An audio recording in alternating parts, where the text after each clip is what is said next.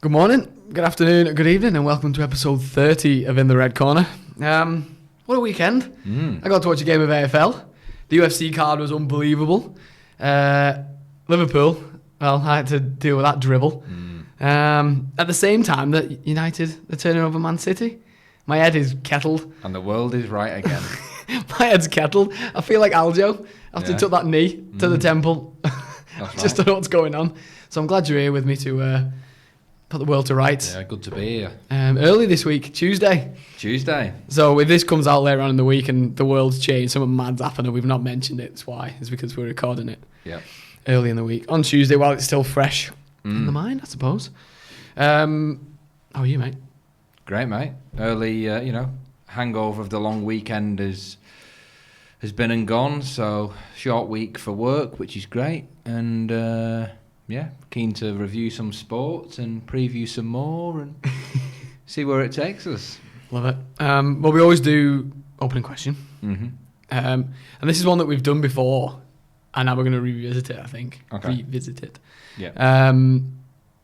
After the UFC card, there was a few fighters on there that, maybe haven't lived up to what we thought they were going to do. And with the whole context of UFC continuously making cuts and being a bit more public about it as well. There's some bigger names on the chopping block, isn't there, that you don't tend to see before. And every time that Dana brings it up now, he's kind of playing it down that, we do this every week. Yeah. You just don't hear about it. Yeah. Are there any... So I guess for context, we recently learned that Overeem and JDS, two big names in that heavyweight division, both were cut early last week maybe. Is there anybody else on that list now you can see at the minute? Some names that household names that everyone would know. They're in a bit of a precarious position at the minute. What do you reckon? Yeah, I would say there's a couple of veterans sweating and not, Sweaty veterans. not sat by the phone, or maybe sat by the phone and wanting it not to ring. One that kind of jumps off straight away because he's fought in recent weeks. I think Frankie Edgar needs to pick his next fight very careful. Just because of the wear and tear of the body, the last knockout being so savage. The weight cuts, he's fallen out of that. It was the big build-up of kind of one last hurrah, which was Overeem. And then kind of as soon as you get that loss, you go, well, you did say one last hurrah type of thing. Yep. So, not to say to cut him, because he deserves a full stadium of fans for his send-off. But next fight for him, if he gets one, is... it feels send-off-ish to me. Yeah. There's a few names in that division and there's a few older heads, your Aldos, people like that, who also are probably not going to be going back towards a title in their career again. Yeah. Maybe I'm being harsh on Aldo, but I don't think so. Yeah.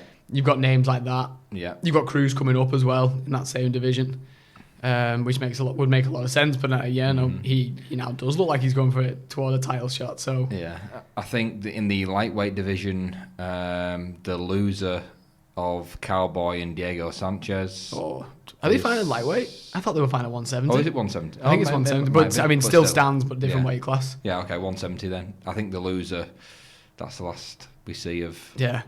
There's no way Cowboy will fight again if he loses Diego Sanchez. No way. We've discussed it before, but obviously if he didn't win his last fight, I think Gastelum was getting pretty... Yeah, he was on my toast list, and he did. We spoke about it before, but he did exactly the right thing, didn't he? Yeah, just made sure he got the win there, which is what he needed to do. Yeah. One fighter, I'm guessing. I should have done my research, but one fighter that I've not heard about for a while.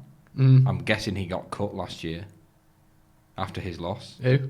Jacare Souza. Is he gone after Kevin Holland? Oh, Kevin Holland. Yeah, I've not heard diddle from him. I wouldn't be surprised. Yeah, was that middleweight?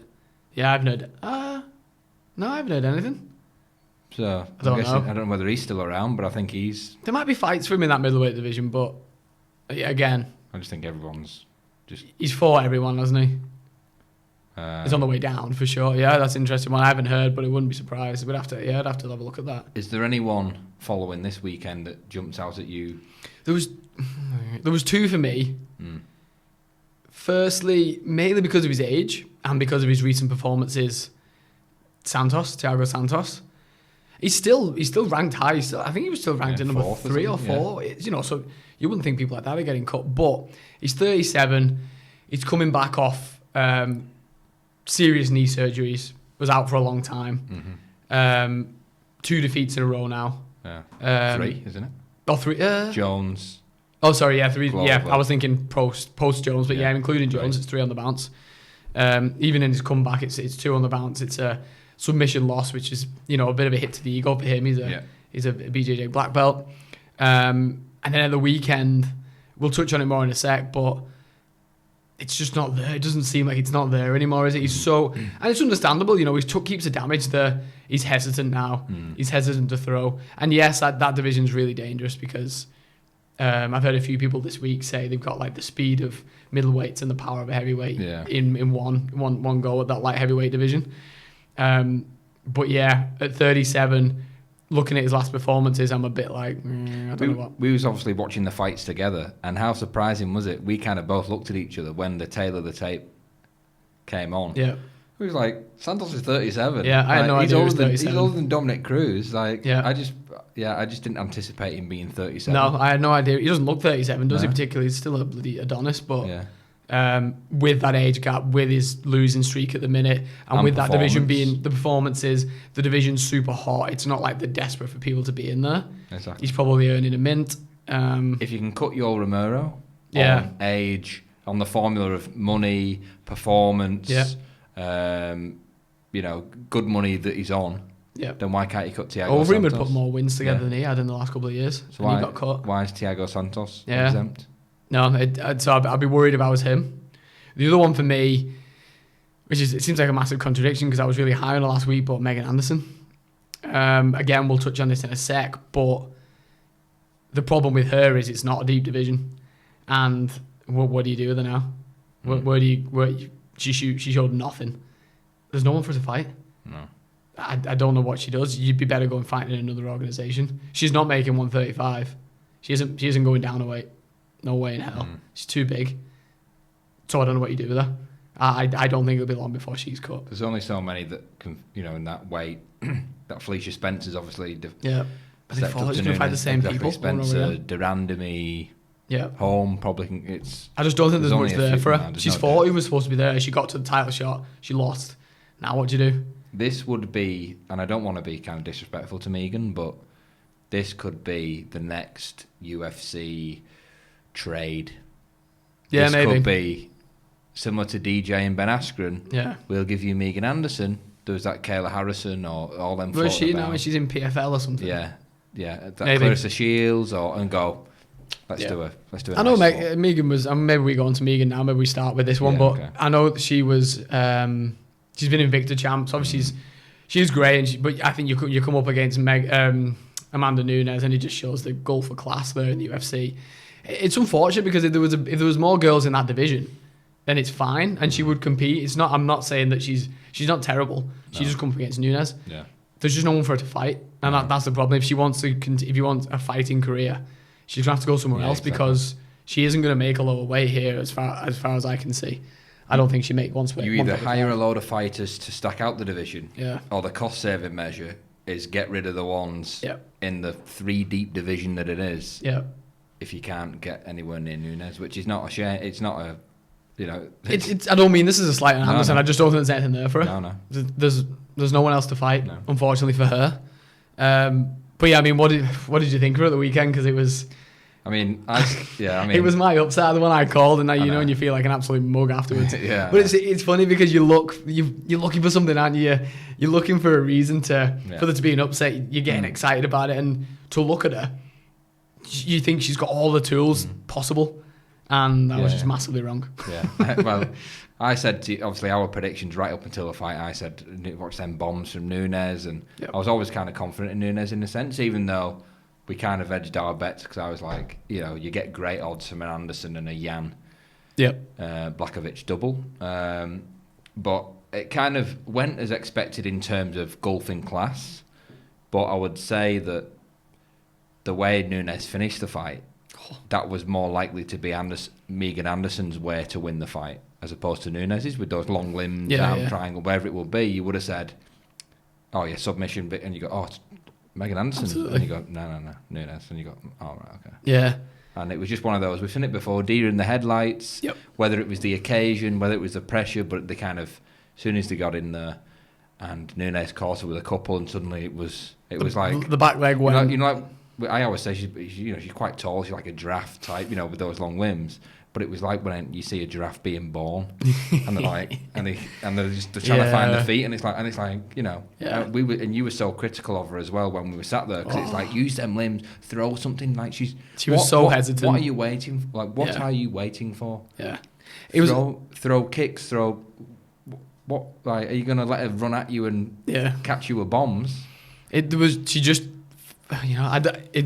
to be harsh on her, but she showed nothing. She showed absolutely nothing. No. And it was almost like when she got in there, and you're exactly right. The deer in the headlights is exactly right. When she was doing the walkout in the octagon, she just looked wide-eyed and just like, "Fuck, am I doing here?" Just glazed. But it felt to me like she took the fight knowing she was going to get battered, and it was just like, well, we'll just take the fight, we get the money, and we just get out of there. Yeah.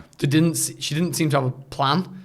I don't know what I'd love to know what the game plan was. Exactly. How did you think you were going to win? I've no idea, because you knew what Amanda was going to do. She was going to fucking batter you. Yeah, no. She's going to come at you and she's going to throw everything at you because she's good everywhere. Exactly. You've got to have something to put her off running in at you. Yeah. Which you would have thought long kicks, jabs. That you've got that range. You would use it. Just didn't. Exactly. I don't know. And in the build up to the fight, obviously this was arranged. This got rescheduled, this fight, and then it was all a fight camp. It's like, it's been an extra long fight camp. I'm like, I'm even fitter. I've had time to hone my skills. So you're not talking a 12-week camp here. We're talking like at least a 24-week plus camp. So it's like, and then when it goes the way it does, it goes, what was you doing for 22 weeks? Like, I'd love to know what the plan was. I'd love to know what she was hoping to achieve. I mean, but again, on the flip side, just look at Nunes is so good. She would do that to most people in that division, I think. Just ran straight through her, throwing bombs. It was like a double submission. It was armbar, Americana. It was unbelievable. She's so good. Yeah. She's so she just she's just a savage. As soon as the octagon door closes, she's a savage. Yeah. And then 2 minutes later, she's got a baby in and she's like running around the octagon. Exactly. It's a mad. She's mad, but she's unreal. Protective mother. She was saying that in the press conference. When we were saying about last week about, it's funny because people say it's a distraction. Yeah. And she was like, I think it's actually maybe more dangerous because she said she's got a cub the lioness has got a cub to protect. I was like, whoa. Yeah, exactly. I'm like, she's so good. And I was wondering at the end whether she'd retire or take a break. Yeah. It doesn't seem to be. Yeah. She seems to be as motivated as ever, and it's just kicking on. So unlucky for all those female divisions, she's still there. I don't know who suggested it on Twitter, whether it was Fight Disciples or just a fan, but I caught wind of a bit of a thread on Twitter, and I'm all for it. I don't know about you. There we go, hit me with it. Amanda Nunes defends both her belts on one night. Yeah, that was... who was that? I think it was Nick Pete. Was it Nick Pete? Sounds outlandish enough to be Nick Pete. I'm all for that. If you can get a commission to sign off on to it. be a goat like that. Right. That is, who's done that? Like, I know obviously back in the day when it was kind of like the Grand Prix and the Hoist Gracie fighting so many people on one night, but in the modern era, not only are you a two-weight champ, which will go on to prove how difficult that is, you're defending it on the same night. It'd be unreal, wouldn't it? Who's better than that? Yeah, it wouldn't be done anyway. But she's just so dominant. Exactly. She's so dominant. And certainly if you have a performance like that, where she took no damage, why couldn't she fight again? Yeah. Why couldn't she be first? Well, she could have the other day, for sure. You could be first fight of the card and last fight of the card. Build the card around a bookend with Nunes. Yeah. Unreal. I'd watch it. Yeah, no.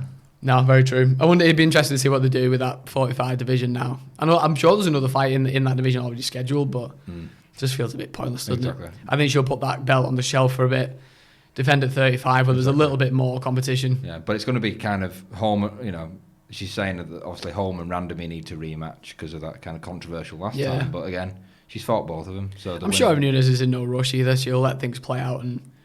Yeah, I think there's always, like you say, down the line, you've got the Clarissa Shields, the Kayla Harrisons, but they're just going to take time to get to that right standard. And the thing is, we thought this the case. We thought this was the case about Cyborg and about Megan Anderson, saying, these outsiders, good pedigree. Yeah. Well, Nunes will be tested then, and they come in, they get bashed, and they go, actually, Nunes is the best. Yeah. It was when she beat, just off topic, but when she beat Cyborg was the moment. I was like, I didn't say she was, I'm not saying she's rubbish, but that was the moment for me when she did what she did to Cyborg. I thought Cyborg was unstoppable. Yeah. And I was like, whoa. That was a real like coming out party, wasn't it? To be like, we have a champion. She's unreal. So. The headline of the event, I guess we could go there next. Jan and Izzy. Great fight, really good fight.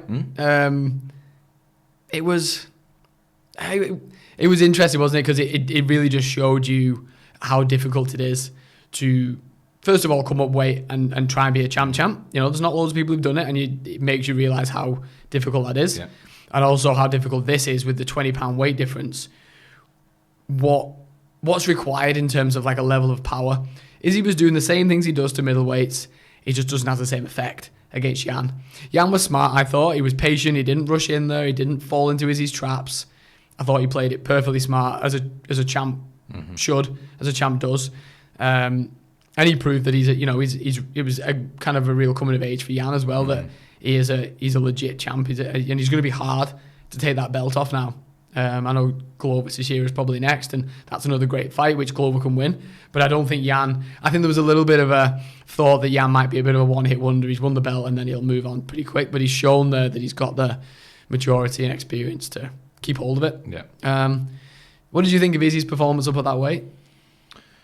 Good performance. Yeah. Didn't disgrace himself. Absolutely not. But I was fairly confident that Jan was going to get the win. I did think, I said, well, it ain't going to be obviously we tune in because, we know everything about UFC, and we quite clearly sat there watching the fight in the build-up, said, well, you can guarantee one thing, Jan ain't going to win on points. We can say that. And Jan won on points. So yeah, it shows us what we know. Listen, 1 and 3, I think I gave to Izzy. Again, and they're kind of both rounds that was kind of, not saying landslide Izzy, but, a lot of people had kind of 4-1 Jan. Yeah. But he kind of just did enough, I would say, in terms of movement, control, and Jan, was kind of getting his shots being off. patient and kind of working him out. So I go, yeah, okay. But then round 2 I'd give to Jan, and then 4 and 5, was smart, used his game plan, ultimately used his weight. Yeah. Took him down. Used his size, didn't he? There's not many people that Izzy couldn't get up. That don't take Izzy down, but then you go, well, how many light heavyweights have tried to? Yeah. He's 1 for 1. Light heavyweights are 1 for 1 with taking him down, type of thing. And that's where it's interesting because Izzy made a thing, didn't he, about not putting any weight and size on because it would affect his speed. But I think what it showed there is up in that higher weight division. Yes, you can have the speed, but if you can't put them away, you're either gonna have to not be taken down, and you're gonna have to be able to do what he did with the pot shots over 5 rounds, and you can win that way. But if someone gets hold of you and grapples you, clinches you or takes you down, you're toast because you can't get back up. You aren't strong enough. You aren't big enough. And that's where we said it all along, didn't we? It was a gamble. He was playing a gamble. He was gambling on getting the perfect fight. Yeah. Which he wasn't far off, but he did well. And that's the thing. We don't want to take anything away from him. Exactly. He came up a weight class, fought the champion there, lost the decision on points, but he dared to be great. We said this the other day. I think he mentioned in his press conference, dared to be great, and he did. Fair play to him. Yeah. He goes back down now. He'll probably go down and dominate in middleweight for a little while. And I'm sure we'll see him back there as the divisions play out. And he was good. He was, he had Conor vibes, didn't he, in his post fight presser, where he was very humble. He was very real about it, which I wanted to see from him. To be and I'm not surprised at all. He does have that about him. He was very realistic about it all. I had a shot, come up short on this one, but it's what it is. Defeats don't mean as much as you think it does. Yeah, and it was interesting. We saw a stat before the fight that there's been 6 champion versus champion kind of different weight fights that have happened in the UFC, obviously prior to Jan and Izzy, and the lower weight class was 4-1. Yeah, right. Which is interesting. But I think what's interesting about that is it probably shows you that people really are fighting a weight below their natural weight, whereas Izzy isn't. Yeah. Oh, I guess he kind of is, but he's not. He walks around what they weigh in at. Yeah, he walks around. Huge. Yeah, but they're obviously going in. Yeah. So when it's not his natural weight, really, is it in terms of his fight weight? It's not his natural fight weight. Yeah. Whereas if you look at someone like Conor, say if he went down, you cut to 145, he's still cut into 55, isn't he? From his walk around weight. So it's not, the size isn't a factor in it. He can compete there. Izzy's size on the night is much smaller than Jan. Probably 20 pound difference at least. And I hope from this fight, and you mentioned it earlier, that there finally is more respect now on Jan's name. Yeah, there needs to be. And I'd say I was kind of all for Jan, and it was interesting, like we were saying in the build-up. You know, he don't get distracted. He's fighting. That's what he is. He's Polish. He's just fighting. He probably doesn't have a mobile phone. Like, that's just the way he is. Type of thing. Just fighting, gym, fighting, home. That's type of thing.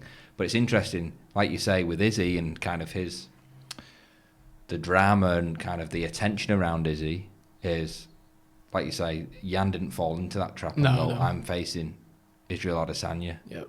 He's gone.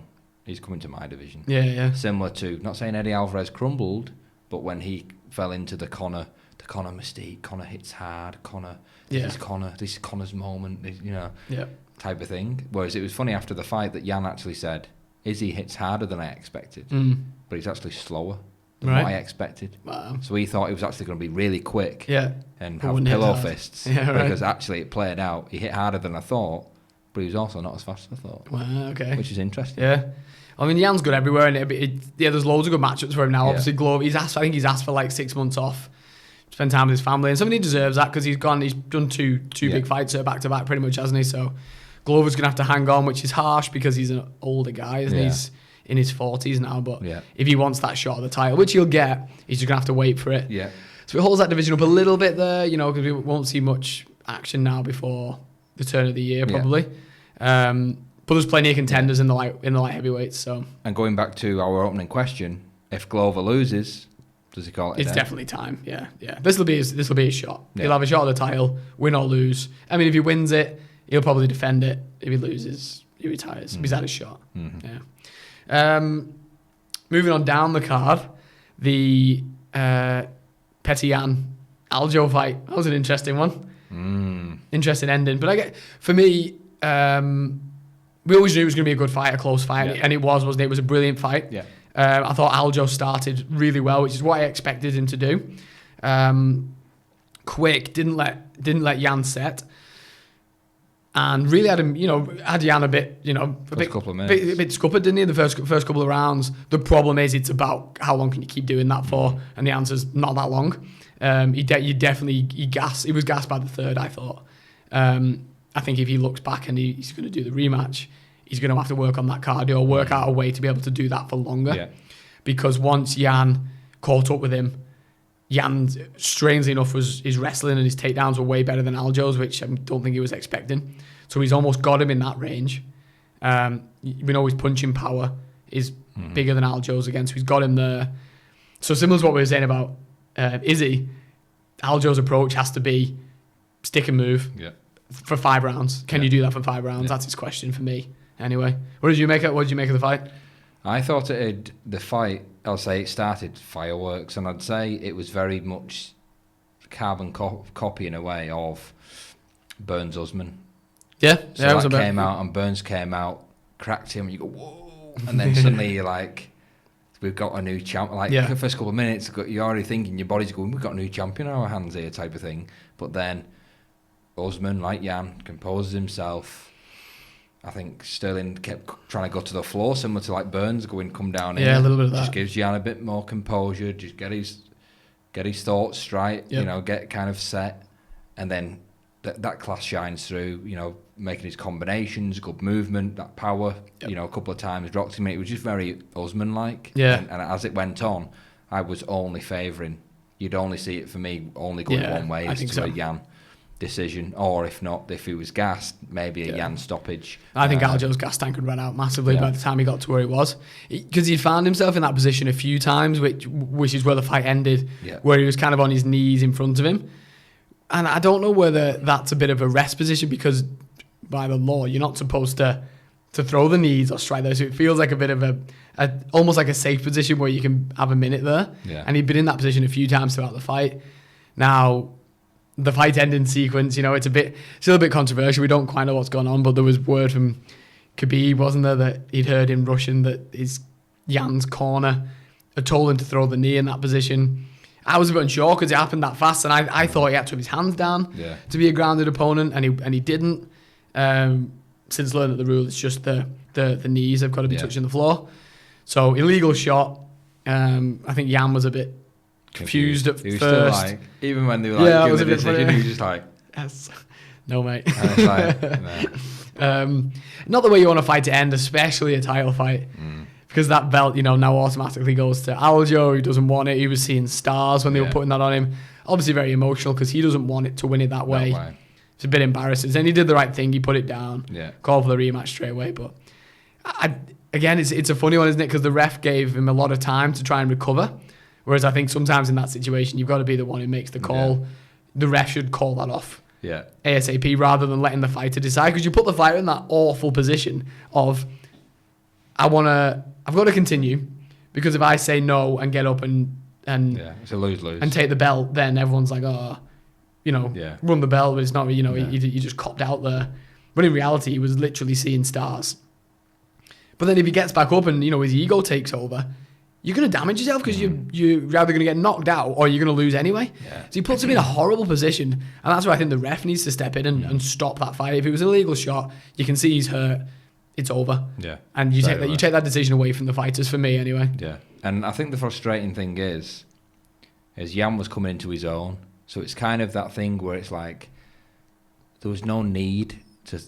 I think the frustrating thing is there was no need to do it. Like if it's a close fight and you've gone and they've had previous and you go, they've played the game, cheated / gamesmanship, an illegal shot that then he can continue, and you get over the line and you go, he's played the game there. But he was coming into his own. He was comfortable. I'd say he was kind of up. I would put him on the scorecards.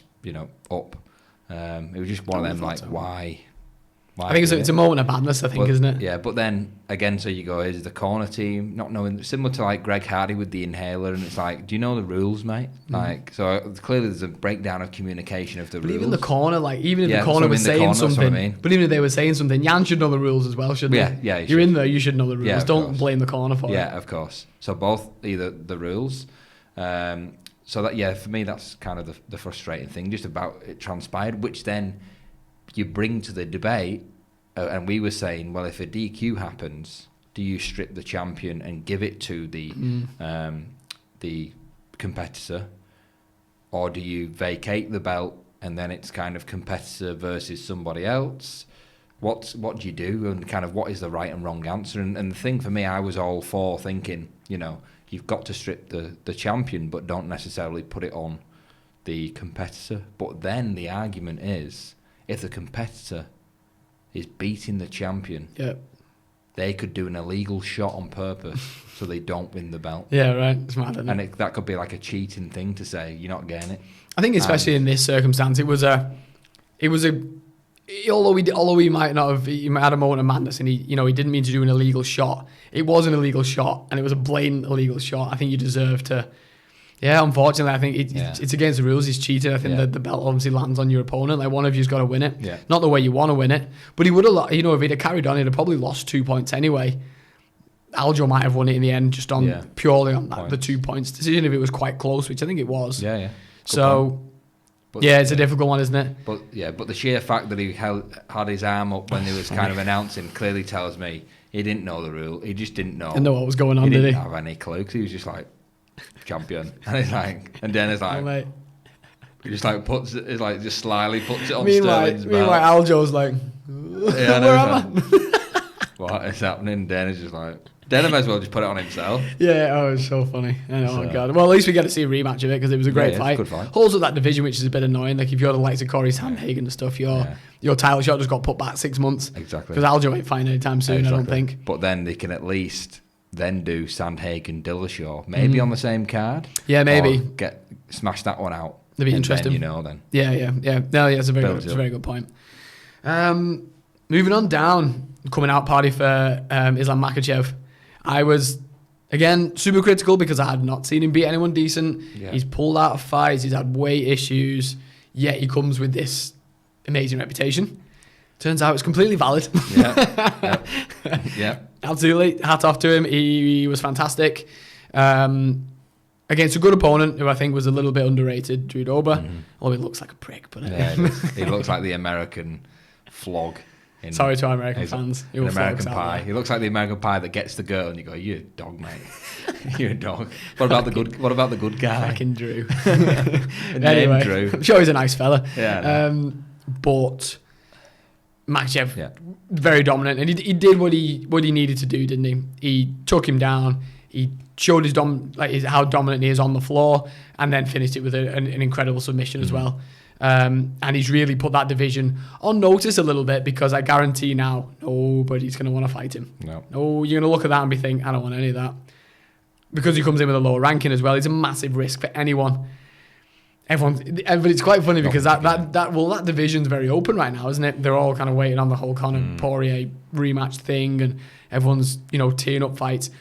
Watching this next week or two, everyone suddenly has a fight booked, because they'll be like, don't be the last, don't be left. Yeah, I know. For him. Exactly. It's like, when you're at school and your teacher says get into pairs, and you're looking round to get your mate, you're like, you better get your pair before. Get your pair, because no one's going to want to be with Makhachev's in the corner. Makhachev. Yeah, and he's going, I'm doing all this PowerPoint. I'm not matching up with him. He's a smelly kid in the corner with like crumbs on his shirt and snot. Exactly. No one wants to be his Don't partner. want him. Don't want to be wrestling with him. No.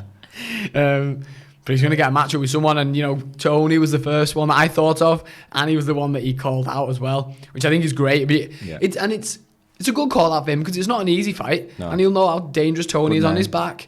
Big name, Tony. Especially where Makhachev's going to put him. It's where Tony, you would think, is strongest, we would say. So it's a good fight, and Tony can't afford to be turning down fights, really. No. So I think that'll happen. I think that'll be... Everyone else breathes a sigh of relief. Thank you, Tony. And I don't think Ferguson will win that. No, I don't think so either. Because Makhachev, not that he needs to look at a blueprint of anybody, because Makhachev is Makhachev. But you saw what Charles Oliveira did, and you go, easy. Dominated him. He'll just think it's easy. And if anything, other than a first round, 10-second, unbelievable first round knockout, arguably the best way to win is dominate 2 rounds, and get the finish in the third is probably the next best way to go and really announce yourself, and you go. And it's awful for Tony as well, because what'll happen on the back of that is like, he'll go, look what I did to you. Imagine what Khabib would have done to you. Like, that never happened, but he was always so like confident that he was the one that would beat Khabib. It'll be like, you wouldn't have got near Khabib. Exactly. It's awful for Tony, but I think that's what's going to happen. And now Khabib is coaching me to beat you. So this is why you can't compete. I think, again, you're talking bigger picture here, but just off that performance and what he did there, the way the division is, I wouldn't be surprised if he can stay fit and healthy, which has been a problem for him in the past. I wouldn't be surprised if he'd be looking at him in a title shot before the end of the year. They'll want someone in that market again to replace Khabib, and he's primed and ready to do it. Perfect. If he can stay fit, if he can have back-to-back fights, gets the right opponents, I reckon by the end of the year he'll be looking at even if he's not been matched up for it, he'll be staring down the barrel of a title shot. I think when you can hold your own against Cormier, Khabib, Velasquez, Rockhold, as we said in his camp. They speak very highly of him, and we just weren't sure because we hadn't seen it. And obviously they're going to say good things because they're in his camp and whatever, want to get him good fights. But it is there. He's very very good. Yeah, he's very good. Who else have we got? We talked a bit about Thiago and Rakic. It was the dull affair that I worried it was going to be. It's a bit like the Rosenstrike and Garn we talked about the other week. It's like everyone's, because of the power and because they know they can put each other away with one shot, everyone's a bit gun shy. They play it safe, but for both of these guys, we said it, they can't afford to do this, unfortunately. In this division, there's too many people who are having exciting fights, who are dangerous. If you two big fellas having a boring chess match, yes, Rakic has got another win, but it's another win that is completely unremarkable. A damp squib. Damp squib of a win. Yeah. Excellent way to describe it. I don't know what's next. I don't think it particularly propels him forward in that division, really. Do you? No, not really. I think it didn't show me anything that remotely excited me.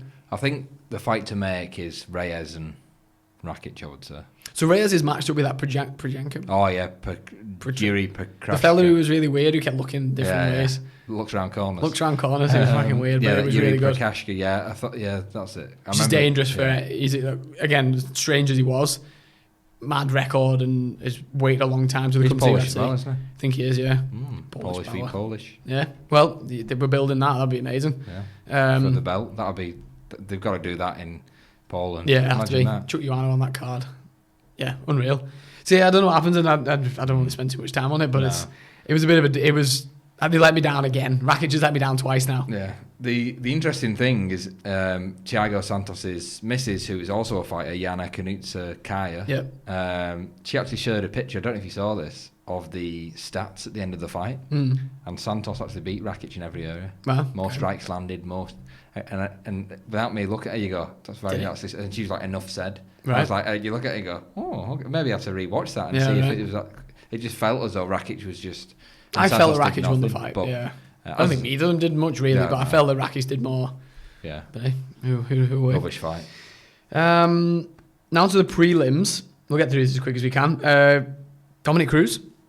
Again, massively impressed. I completely underestimated him. And I think what I was saying last week, I think that is exactly how I thought it would go. Right. Just with Dominic Cruz just using that weird stance of his that you can't train for, gets in and out, just He did what I thought he was going to do, Yeah. but I didn't think he'd be able to do it. Yeah, But he did. Yeah. Kenny couldn't get near him, No. unfortunately. Boston. And I rate Casey Kenny as well, which, Well-rounded elevates, fighter. Yeah, it elevates Dominic Cruz even more. It doesn't look to me like he's got any like the finishing power, but maybe that wasn't his game. Maybe his game was to get in and out, don't get hit. But a school. Yeah, a bit of a masterclass on. So I'd be interested to see if he's still got power to put somebody away. But the team's a good fight for him in that division. That bantamweight division's awesome. If the TJ Dillashaw fight didn't get made with Sandhagen, I'd love to see him fight TJ. It would be awesome. I didn't really understand the call out of the monster guy. I've not watched back because I couldn't hear it in the pub. Yeah. I don't know what's going on there with that Hans Molenkamp. And Dana didn't understand it either. Did he not? It's Okay. just like, I keep meaning to go back and watch Yeah. the interview and be like, what's he talking about? yeah, I don't know. I don't really understand what he's talking about. Yeah, right, okay. He basically Wasted a wants to moment fight him there. He just Yeah. wants to fight him for charity or something. Okay. I'm like, all right, mate. And he's like, That sends with the wrong signals as well. I'm like, are you going for a UFC title shot or what? What are you doing? Are you just here to take part? I know. Yeah, That was a because bit strange. there's fights out there for him. Yeah, Have definitely. you called for him? I was surprised he didn't call anybody out particularly. I know.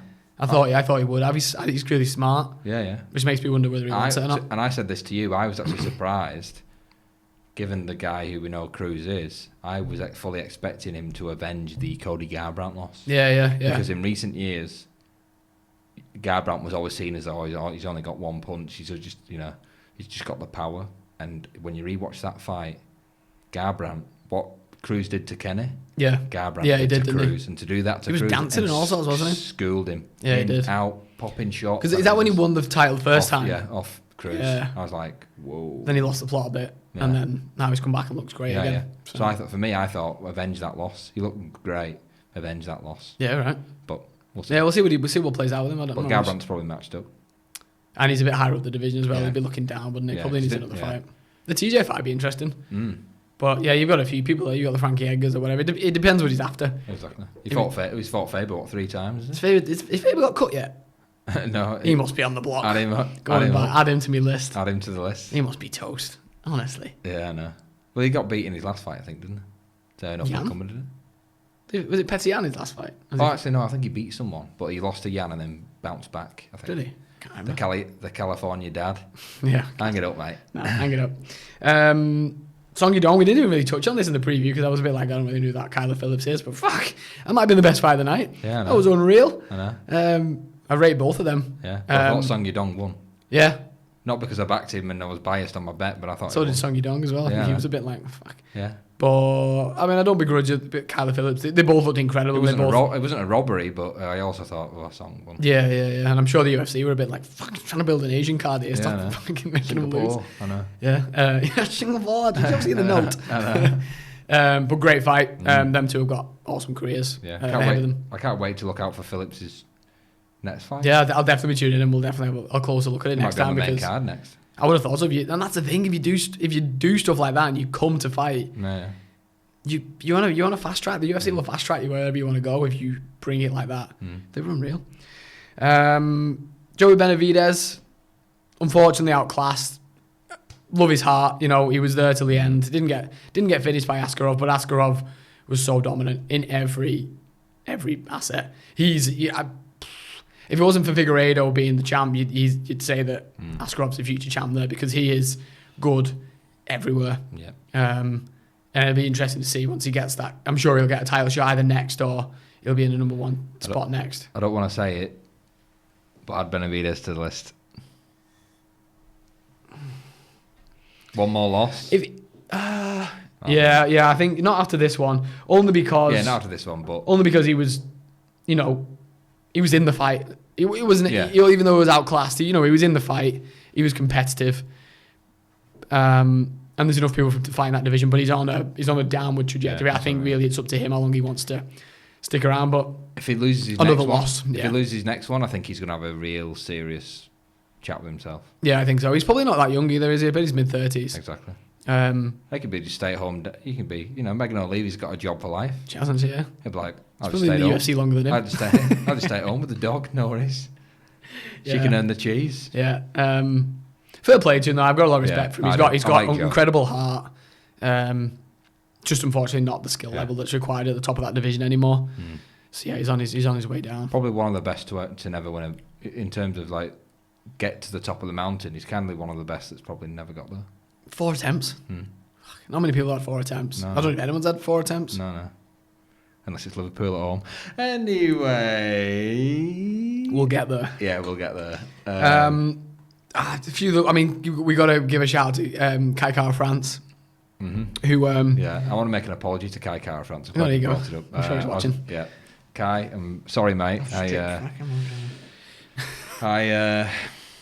I was very critical of yourself last week, saying I don't really get it, don't think he's that good, and you've just proved to me how wrong I am, and I want to see you go again, because that was Conor McGregor. We said in the pub that was Conor McGregor, Chad Mendes-esque. It was. On your back for most of the fight. Let him work, and then boom. Excellent. Because he got taken down early, didn't he? And he was on his back, and we were like, he's toast here. He ain't gonna last 3 minutes with this fella who's just trying to submit it from every angle. And he did, and it was unbelievable defense. And then gassed him out, knockout power at that weight. About 5 seconds to go, probably. Yeah, something like that. It was unreal. But funny, I guess. Moving on from Kyle, the finish and the reffing Herb Dean again with his kind of unclear finish of the fight. He was definitely on Herb Dean, that. Yeah, it was definitely on Herb Dean. It wasn't, because he was still kind of hovering over him, wasn't he? And Kai Kara France had done a lap round the octagon and then was like, oh shit, are we still fighting? He was coming around like Superman. He was in mid-air, ready to go. And then it's like, no, a boat. Yeah, and then the other fella threw his mouth guard at him. I think he's going to bash him. Fucking Herb kicking off here. Exactly. It's just not clear enough, is it, with what he's doing? He just sometimes waved it off and then was still like, oh, is it? What the fuck is it for Herb? What are you doing? Sometimes Herb, a lot of the time, has a brain fart and something happens and he's like, ooh, I don't know what to do. Similar like Bisping Silva with the mouthpiece. And he's like, oh, like there's just certain moments at times. It's just got to be clear, especially with that. Gets flustered and he's like, just a bit like, what happened if Kai Kara France had fucking dove on him? Do you remember a couple of weeks ago? Do you remember a few weeks ago when we was killing ourselves laughing at the pub because Herb Dean with the women that he like? Do you remember when he leaned over, he got in and then got out quick? Yeah, but he was like more or less like right on top of her type of thing. And it's like, what are you doing, mate? Like, was it Rebus? I think it was Rebus. It was Rebus, wasn't it? Yeah, it was when she got beat. Yeah, so she got knocked down the first time. Yeah, and he kind of ran in. And then ran out again, reversed his way out, and then ran back in again. I know, but he's like right up next to her, and then it was just Herb. Oh, on, Jesus. Man. Yeah, he needs to. Yeah. Someone needs to have a word with Herb. Anyone else interesting? Jake Matthews got beat. That Sean Brady was very good. I didn't see that. So it was early prelims, which was not on KO. It's a little bit annoying. He was super dominant. That Brady looked good. Considering he's someone we've never heard of, he's got a 14-0 record. Was good everywhere. He's grappling. He just out-grappled Matthews at the end of the day. I still rate Matthews, though. I just think he was out-grappled in this instance. Dana was high on him in the press conference. Said he's got a strong future, because if he can do that to Matthews, who's a big welterweight, he'll be able to do that to a lot of people. He looks very, very good. Trains with Paul Felder. Comes from a good camp. Be interesting. I'm sure he'll get a decent opponent next, a ranked opponent, see where he's at. So that was good. Carlos Ulberg fought in the early prelims as well. Cost me my acca. Carlos, wow. Yeah, lad. He started off really well. First round, I was like, Jesus. He was very easy-esque, like quick, throwing shots from everywhere. His movement was incredible. Unfortunately, he was fighting this. I'm going to be trying to say it right. Nzekuchu. Yeah, it begins with N. Nzekuchu. Yeah. Kennedy Nzekuchu. We'll go with that. Yeah. Was tough as nails and just managed to stay in there. Ulberg gassed and Nzekuchu knocked him out very close to the end. He was unlucky, and again, I don't think that it's one of those fights where it doesn't do Ulberg too much harm. Yes, it's a loss on his record, but it doesn't do him too much harm because everyone saw what he brought to the table. Yeah. He just needs to work on his game. He needs to build that cardio. Maybe just be a bit smarter in the fight. And I think he was probably a bit overconfident. It looked to me like he thought he was going to run through him, and the toughness. If Whittaker's mate gets another UFC Cool. fight, then Did he get another UFC fight? I don't know. I'm saying if he does, I don't. Jesus Christ. then Ulberg will be running to Dana's office and go, "Hey, mate, Yeah, come on." He'll be fine. You see, he's got the skill there. Yeah. He just needs a bit of ring nous and a bit of time. And it was unfortunate that he came up against someone who was tough as nails, clearly. But the good news is, when they seem to build kind of those Anzacs on Izzy, and you kind of just ride his coat, to get on a card, get on the next one. Car France has done it. Yeah. And eventually, and show what you're about. Car France won't be far away from a title shot now. He won't be far away with a performance and a knockout like that. Yeah, they're going to rate him. I think Ulberg will be back again. He'll get another knock. That was everything on that card. Now, if we look ahead to this weekend, which feels like a mile away, Anyway, but we'll finally get to see it. Well, I fucking touch wood. We'll finally get to see Leon Edwards fight after 2 years or whatever it is. Yeah, who exactly? He took a last-minute fight. I guess Belal took a last-minute fight. Belal Mohammad, who's fought recently, didn't he, against Diego Lima. Looked great. He's on an impressive run. He's ranked about 13th in that welterweight division, so it's a big step up for him, big opportunity. Risky fight for Leon Edwards. And it's hard to even comment on what you think is going to happen in this fight because it's been that long since we've seen Leon Edwards. I don't know how he's going to approach it. We just know that he's got to win. And I think for me also, he's got to win impressively. Yeah, got to get him out of there. He's got to get his name back in lights. He's got to remind people why he's the number 3 or whatever he is, number 2 ranked welterweight. And he's got to win impressively and rock that mic. There's people that are unmatched at the minute. Masvidal's not got a match up. I know he's working on bloody, contender series, things like that. Colby's not got to fight, don't know what he's doing, seems to be running away from everyone. There's fights Diaz, not got to fight. Rock the mic. That's all I want him to do. He looks like he's in incredible shape from what I've seen picture-wise. He's been out in Vegas, he was there this week, so he's there, he's in the bubble, they're being safe. I'm sure that's what they've said to him, get out here and we'll protect you, train at the PI, we'll make sure this fight goes ahead, which he just fucking has to. But Leon's look is absolutely awful.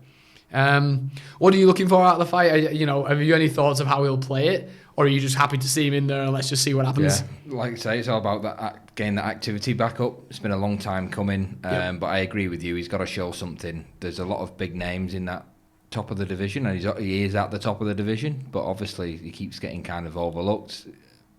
Despite agreeing to fight Khamzat Chimaev, and Dana spoke, if you agree to fight him, you go the other way, and then they've all given him a 13th ranked fighter, which for me, Leon Edwards needs to win impressively. I'm going to say 3rd round he stops him. He's got to stop him. Yeah, he's got to stop him. And I think then from Leon Edwards, you can build the character and you can build the narrative of the guy that takes the fights that nobody wants. Yeah, massively. Nobody would fight Belal Mohammad because where he's ranked. Yeah. No one wanted Chimaev. I want Colby. No one seems to fight him. I took Usman to a decision. I fight the fighters that everyone is scared of. Yeah. And that's what and everyone should be scared of me. And that is what my selling point is. Yeah. That's what he needs something, doesn't he? He needs something to... Because at the minute, the majority of people we'd say, if it wasn't for us banging on about it on this, you'd say Leon Edwards and people would be like, who? Exactly. Never seen him fight. Yeah, right, I know. Neither are we, for bloody ages. Yeah. And he's got to do something and remind everyone who he is and that he deserves to be ranked where he is. And again, there should be that chip on his shoulder and go, Dana, you think the 13th in division can fly with me? Yeah. Go out there and make a statement. Yeah. And I mean, that's all I've got to say about it. I'm looking forward to seeing him fight because we've been banging the drum. I think he deserves it. He's been massively unlucky. I just want to see how good he is now. Yeah, exactly. And he's got his time. Yeah, show us. Yeah. Elsewhere on the card, it's not a great card. No. Misha Serkinov, Ryan Spann. Interesting because they both have been lost recently to Johnny Walker in that light heavyweight? Heavyweight. light heavyweight division, which is, a hotbed of talent at the minute. So interested to see how that goes. Who else have we got? Ben Rothwell's fighting, Big Ben. Heavyweight fight, Philip Linz. I was high on Ben. I used to really like Ben, and then his last fight, I was really disappointed in him. So I want to see something, but I've got a feeling it's going to. Is he the one that could be on a chopping block? Yeah, probably. Yeah. Well, yeah. I've just thought of that. Yeah, definitely. Big Ben's got to do something, because it's all about kind of when it's those kind of older guys and those younger guys. We've seen it with Tanner Bowles and Arlovsky. We spoke about it. Yeah. Philip Lynn, someone like Ben Rothwell can walk to a decision, so don't give them the opportunity to. They've got all the skills and they fought everyone. They fought every type of style. Yep. What you have got, Philip Lynn, is edge and energy on your side. Yeah. So outwork him. So be on the front foot. Yeah. And go at him. Yep. Otherwise it'll be a boring crawl decision. I agree. Dan Ige's on this fight halfway down the main card, which is absolutely mental. I've never seen Dan Ige be in a bad fight. No. Ever. No. Super entertaining. Hasn't got the greatest record, but I think it's because he always turns up and fights, and he fights anyone. He's had some real tough outings. Calvin Kattar, Edson Barbosa, who's come through those guys in the last, the not so distant future, not so distant past. And somehow he's ended up down this card fighting someone called Gavin Tucker. Don't know. I'm sure he must be decent. He sounds like he hangs around with Drew Dober in the Jocks. Jock Club. Jock Club. Yeah, I've no idea how he's ended up down here. Maybe he's just wanted a fight and that was who was available. Fair play to him if that's the case, but I'm expecting a dominant performance from Ige. He's ranked number 9 still in that division. That was so surprising when we saw that. It was like 9. We were like, how is he so far down this card? Yeah, like the MMA purists would say, someone like him, he's like, he's one of them that you say, he'll have the title by the end of the. He's always one of them. He's got the skill sets to say he can really get there and get to the top of the mountain. Yeah. You go, he went the distance with Ige, didn't he? With Kattar, yeah. Like everyone's high on Kattar, and it's like it was a pretty even fight. Yeah. Like if you're high on Kattar, you've equally got to be high on Ige. Yeah. Like it wasn't. No, it was by no means a whitewash at all. So interesting. It'd be interesting to see what he's got to say about it. I'm sure he's not stoked that he's in that position. Yeah. So I think he'll want to come out and really prove a point. So it's an inactivity thing maybe? Because he maybe doesn't feel like it was that long ago, but maybe. I don't know. And maybe he just wanted a fight and that was what was available. I have no idea. Again, similar to Edwards, well, prove it. Yeah. He'll have a chip. I'm sure he'll have a chip on his shoulder going into that. Angela Hill, Ashley Yoder? Yeah, Ashley Yoder. On this fight again. Jedi Master. Yeah. We talked about that last week, didn't we? Yeah. Manel Caps on this fight. Everyone was really high on him. The Angolan French. Incredible record, incredible athlete, but lost in his debut against Pantoja. So again, he's got another chance to turn it around pretty quick. It'd be interesting. And then Darren Stewart is back again. Who had a decent time, didn't he? Throughout the start of COVID, kind of the back end of June, July. He put a few fights together, a few wins together. He had a good fight with Kevin Holland, who went on to bigger and better things. So he won a big decision in his last fight. I think he did, yeah. He lost the decision to Kevin Holland. That might have been his last fight. Yeah, maybe. I can't remember. He fought a few times through COVID, I know that. But then went quiet the back half of the year. Didn't hear from him. And now he's fighting Eric Anders, who's a good opponent. I thought probably about right for him in that division. Been around. So I think he'll just want to kick on as well. He just wants to put them wins together and see where he ends up in that middleweight division. There's good fights in that middleweight division, top to bottom, so just got to keep winning, haven't you, and put them together. Exactly. So it's not, it's not a stat card. Obviously, I'll be tuning in to see Leon Edwards for sure, but there's a few interesting matchups on there. Yeah. It could be one of those cards that turns out to be absolute fireworks when you massively underplay it. You often find that these cards do. Yeah. So, because I would argue the main card that we went through for the weekend, the prelims were better. The prelims are way better. It's kind of underwhelming, really. Yeah. The names. Yeah. All right. Well, I suppose we better talk about some football, haven't we? So let's move on to football. Which one to start? Oh well. What I will say, I'm twice now spilled water. What I will say is, I'm not a really fan of, half ham, but full ham. I love full ham. Full ham, eh? Full ham. I don't know if you're a fan, but mate, ham jokes. Bloody hell. Can you? Yeah, we're going there. We're going ham jokes. So, mate, what is going on with your club? I left Mohamed Salah in my fancy football. I couldn't take him out because I go home to Fulham, Liverpool's had the troubles. This is going to be cricket score, and they're going to be back to the best. Yeah. And I've not seen the highlights. So, mate, what is going on? It's the red half of Merseyside. It's not great, is it? It's really not great. Oh, it's great. I'm loving it. It's great. It's great. It's fantastic. So yeah, for you it is absolutely fantastic. 6 defeats at home now. I think we've got the worst record in the Football League. Yeah. Worst record. Home record or something. Yeah. I think we put up the least amount of points since like the turn of the year in all of something like that. Some mad record. It's the worst run we've been on since the war or something. Yeah. There's a record for you. And it's mad. It's like, it's not good enough to caveat this whole thing. It's not good enough. Yeah. There's context around it, for sure. Injuries, yada. We've been talking about it for weeks. But Liverpool have lost their identity. We've had this identity of the way we play, the way we go about games. Belief, where we work harder, we outwork our opponents. You look back to the fantastic performances we've had against Man City. The reason we've won some of those is because we've outrun them, we've outworked them.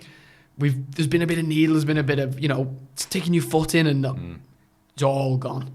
It's all gone, and it's a belief thing. It's a personnel thing, but we can't keep harping on about that, because even when Liverpool you look back to the other year, we played. Did we play Shrewsbury? Or we played Villa, and the kids played in like the League Cup or FA Cup. Yeah.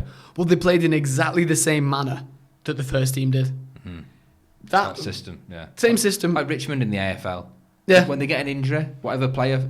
Whenever it comes in, you play the same system. That it's almost like nothing's changed. Yeah. Yes, the level of personnel might be different in terms of the starting 11, but there's still, you can see what they're trying to do. Yeah. They're going about it in the same way. We're no longer going about anything in the same way. We've lost that identity. We've lost the belief. I don't know what the plan is now when we come onto the pitch. Those 11 players, we're soft. There's no creativity. There's no one sticking the foot in. There's no leaders anymore. Yeah. It's a real problem, and Klopp's got to, he's got to do something about it. He's got to deal with it. Yeah. And I don't know what his plan is, but he needs to figure it out pretty quick, because we're so far away from top 4 now. We're just it's like, when does it stop? We've got Wolves away and Arsenal away, and before that we've got to go to Leipzig away and somewhere in Europe. It'll be really interesting, because the last time we looked all right was when we played Leipzig, 2-0 away in Europe. You think that was what I thought was going to kick us on just before the derby, and it's just gone horribly wrong since then. That was away from home, wasn't it? Yeah, it was a neutral venue. It was in Budapest. So now, are you bringing them to Anfield? Well, I don't think so. I think it's a neutral venue. I think. I'm pretty probably sure. Probably a saving grace. Yeah, potentially. I don't know what it is about the home record. Why? Yeah. I mean, they wouldn't get away with this if there was fans in there. It's too nice. It's too soft. They just wouldn't get away with it.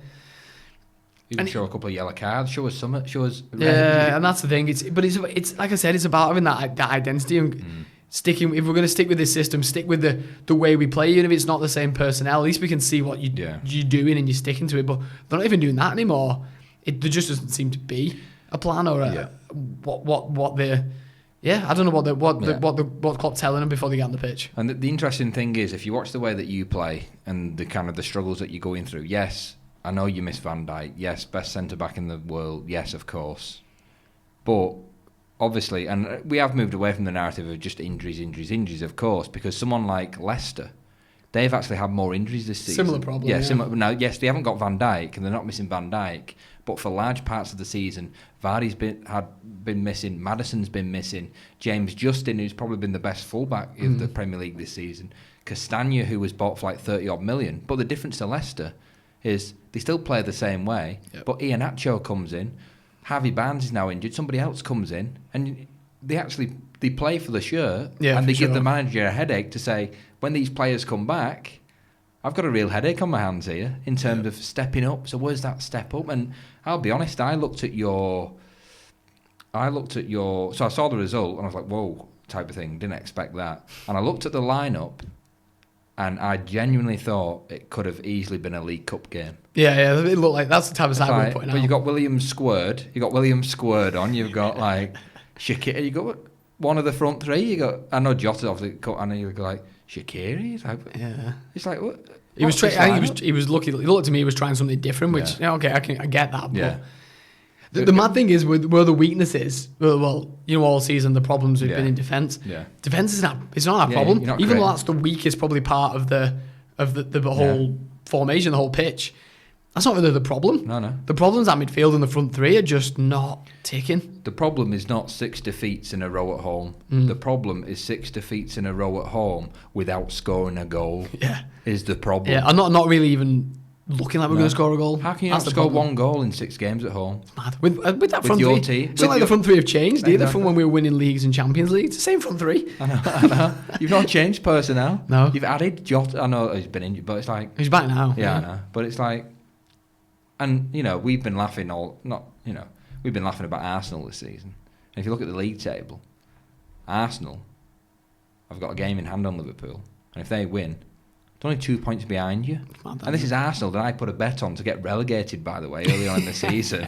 Like, we've been laughing at Arsenal going, what a joke they are. Like, always mid, they've been bottom half. I think they've crawled up to 10th.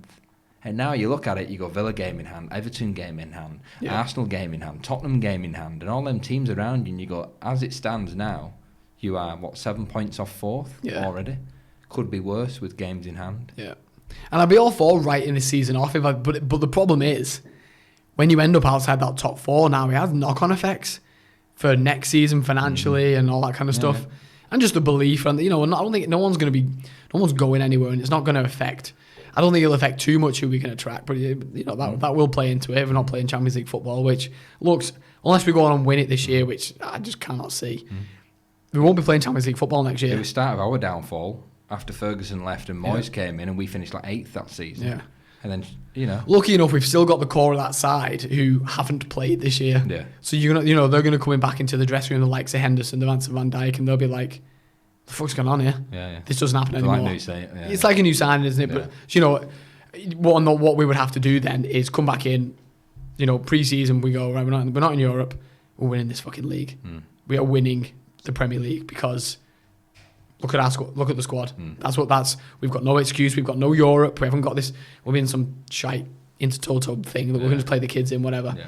We win this league. That's the attitude we need to have because they're not going to go anywhere. So we will have the core of a league-winning squad there at the start of next year if they're all fit. Fingers crossed. They can go again, and we'd like to think a lot of them are going to be fresh. But it is really about the knock-on effect of the belief and the mentality. Like, is that still there? Has Klopp still got the respect of the dressing room, or are they all looking round at Klopp now, being like, "What's going on here?" Do you, if you don't finish top 4, do you feel as though Klopp walks away? I don't think so. I mean, there's already bloody Klopp out people, which is wild. But I don't. There's nobody else who I think could dig us out of this hole. Oh, Jesus Christ. Neil Lennon, what's he doing? Eddie Howe need a job. No, I would be fully behind Klopp for next year. What he wants to do, I don't know. It depends how much he's kettled his head. If his head's anything like mine, looking at the team now, you might be thinking, okay, now. And we've discussed, there's been the Klopp out brigade saying the Klopp out Gerrard in brigade winning, and congratulations on him winning a league title for Rangers, by the way. But yes, like we discussed at the weekend, the job's always going to be there for Gerrard. Yep. Of course, that's given what he's given for the club, that job's going to be there. There's no guarantee that, and yes, of course, he would accept it in a heartbeat, but with Klopp, let's say, walking away at the end of the season, does he want that building job on his hand now that you've finished top 4 and now it goes, well, they touched championship gold 12 months prior, and now Chelsea have got a new manager. Yeah. Depending on what City do in the transfer market, depending on what we do in the transfer market, you go to fail, and you go, do I really want this job? No, I think Klopp will still be there at the start of next year, and I mean, depending on that goes, it'll be a big test. Won't it? Can he revitalise this squad, and can we go again on the back of what's been an absolute failure of a season? I guess time will tell. We'll see, won't we? What about you guys? I mean, we can, it was a great result of the weekend. You called it as well. You actually said you thought you'd beat them, and I wasn't having any of it, but woke up and saw the score, and I just thought, you fucker. I don't know why. I was just confident. Like, I was just like, we sat in the pub, and I was like, it wouldn't, because we raised, when we play City, we kind of raise our game. Like, Solskjaer's record against Pep Guardiola is pretty good. Right. Like, he's actually winning the head-to-head between the two. No way. He's the first manager in United history to win his first 3 Manchester derbies away from home. Okay, hit with some stats today, aren't we? So, yeah, I don't know, I was just confident. But City were terrible. In what sense? Just creative, nothing. Right. Like I hate to say it, and I know I say he's the best in the Premier League, but Gaz on the WhatsApp group, shout out Gaz, the big claim, I don't really particularly believe him at the moment, his big claim is that Man City play better without Kevin De Bruyne. Right. And he said since he's come back, he's been doing nothing. And he just wasn't on it against United. It's probably sad that Liverpool are struggling, isn't he? Boyhood red. That's what it is. Sterling, nothing. Mahrez, not just the Gundogan, nothing. Just it was comfortable for it. Foden came on for maybe like the last 20 minutes or something. But yeah, there was just nothing. But we was like first minute we was up for it. We got a penalty within the first 30 seconds. 1 minute, which was a penalty. It was a classic striker's tackle from Gabriel Jesus on the edge of the box, like in the box. I hate to say it. Well, sorry, I want to say it more, but Martial actually had a great game. Right. But he should have scored. He should have scored and made it 3-0. He missed a glorious chance. Yeah. But his hold-up play, he just looked up for it. Yeah. And I was like, I've been wanting this for like 2 years. There we go. Like, where's it been? Maguire was solid. All the ones that I've kind of... Yeah, Maguire was pretty solid. Right. Everyone's raving about Luke Shaw as well. Luke Shaw. I mean, I don't... Honestly, the best thing Man United have done in recent years is sign Alex Telles, because Shaw has gone, woo, competition. Yeah, right. You ain't getting this starting spot. Sorted his diet out, gone off the burgers. Exactly. He's not drinking custard anymore. He's playing really like Luke Shaw. He's not the same effect as a Robertson for you, but he is genuinely that left-sided outlet for us. Yeah, right. A lot of the moves start from him, and a goal started, I think the second goal, obviously it was Luke Shaw, was started by Dean Henderson. Dean Henderson has played the last 2 games, clean sheets. Obviously De Gea's back in Spain because he's had a child. He's not had the child, his missus had the child. He's not a seahorse. How long's he out for after that? Jesus. Yeah, exactly. But I think Henderson is part of the solution. Yeah. He's part of the nature facts for you. The men hold the baby. Anyway, Henderson, I think it stems from Henderson in net in terms of that confidence, because we play a higher line. I've always been critical of De Gea standing on his line, and we're always boxed in, and City get there, but Henderson is that confident. It's like, no, get up the pitch type of thing. He comes out of his net. I think there's a more confidence with him in the net, and he's kept 2 clean sheets from 2 since he's come in the Premier League, and it's like, well, he's not doing anything wrong. Right. He's not responsible for putting the ball in the net. So good time to hit form as well before Euros and stuff. Exactly. So then now we've got obviously Milan midweek. Yep. Which fingers crossed Zlatan is. I was just going to say, have we heard he's not playing? I don't think he's playing. Yep. But yeah, we've got Milan midweek. Then we've got West Ham, who now that they've signed Lionel Lingard, he's turning up. Messi Lingard. But, well, he can't play. He can't play against us, which is good. Yeah, right. Okay. Because obviously the loan. But then we've got West Ham. Then we've got Leicester away in the cup. Yeah. And then we've got Milan again. So we've got some tough fixtures coming up. Yeah. And as I say, the way that if you can beat City, you can beat them. Got to ride that wave, haven't you? Now a bit of confidence there, but you've not been consistent, have you? No. This is the test. Yeah. You have pulled these results before. Exactly. And then done another 0-0. Exactly. But this is the thing: if you can beat City away from home and you can be 11 points off them in the league, what's the excuse to draw into? To game beat to Sheffield United, to draw into West Brom, to draw in 0-0 to Arsenal, to draw in 0-0 at Crystal Palace. 2 points, 2 points, 2 points, 2 points. We're more or less we'd be level on points with them without all these banana skins that we keep happening. And that's what you've just got to avoid, haven't you? Now, Liverpool, we've got to avoid losing. Just fucking don't lose it. And you can draw all you want. Yeah. Stop losing. Yeah. You've got to build that consistency, and you've got to be able to back up another. You've got to back up a good win with another good win or another win. Which is a belief. Because the belief we've had, and I've been critical of us against the top 6, is we'll take a point before the game and go, if the game's there for taking, and we're Man United, we don't play for draws. You go for the win. Yeah. You don't say, good point, that away at Chelsea. Go, no. Yeah. The game was there to be won. And that comes to the manager a lot, I think. Yeah, exactly. It's how he sets them up, isn't it? Yeah, exactly. You go out there and you win today. And fair enough, he's got the number of Pep Guardiola somehow. This Norwegian PE teacher Somehow. Who'd have thunk it? Beat him. Keeps beating him, and I don't know how, but hey, we do it. Yeah, don't ask questions when you're in these situations. Just fucking keep going. Exactly. Before we finish, I'm interested now because Chelsea look really good. I said this last week, but for me, they are the best side aside from City in that Premier League. Close with you after that result, but I think Chelsea look incredible. Spurs all of a sudden seem to be shipping the goals, don't they? With that front four.